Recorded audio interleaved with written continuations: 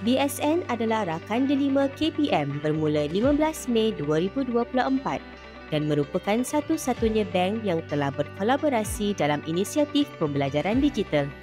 Kini, murid dan guru dapat mengakses modul celik kewangan BSN sekolah rendah dan sekolah menengah melalui portal Delima.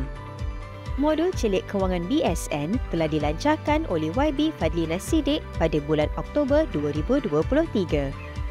Literasi kewangan adalah kemahiran penting bagi semua orang, terutamanya bagi golongan muda dan perlu dipupuk sejak dari bangku sekolah lagi. Mengetahui cara menguruskan wang dengan bijak boleh membantu mereka membina masa depan yang cerah dan mencapai impian mereka. Inilah peranan modul celik kewangan BSN di Delima. Program dalam talian percuma ini merupakan sumber yang lengkap bagi murid dan guru.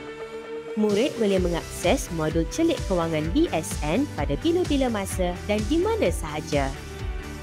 Program ini merangkumi konsep kewangan penting seperti simpanan, pelaburan dan pengurusan hutang. Semua disampaikan secara jelas dan menarik. Murid akan belajar bagaimana untuk menetapkan matlamat kewangan, membuat belanjawan wang dengan bijak, membuat pilihan penjimatan yang bijak dan mengelakkan diri dari jatuh ke dalam perangkap kewangan. Antara perkara paling menarik di Delima ialah modul celik kewangan BSN. Modul ini mengajar cara mengurus kewangan, menabung dan merancang perbelanjaan dengan bijak. Ilmu berguna untuk menjadi lebih bertanggungjawab dalam mengurus keuangan. Saya rasa bertuah sebab dapat belajar tentang keuangan melalui Delima. Dalam era digital ini, Belantar Delima KPM sangat berguna untuk menyokong pembelajaran.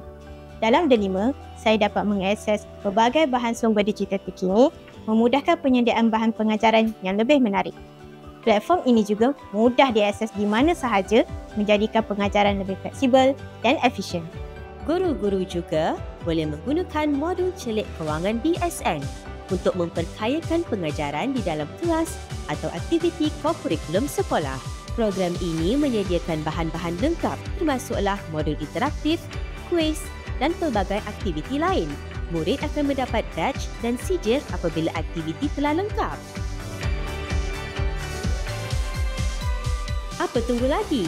Bekalkan diri anda dan murid anda dengan kemahiran yang mereka perlukan dalam hal kewangan. Lawati dan terokai modul celik kewangan BSN di Delima hari ini.